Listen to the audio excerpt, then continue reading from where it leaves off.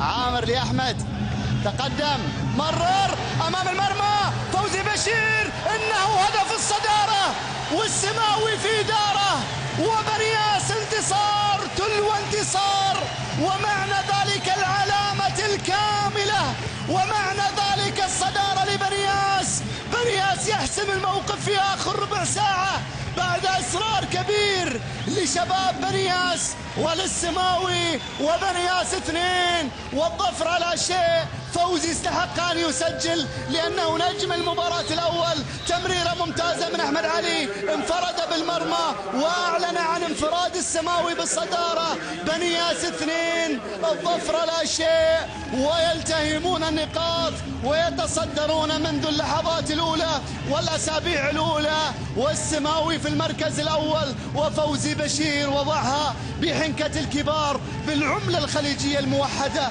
لهذا اللاعب الذي لعب في كل الدوريات.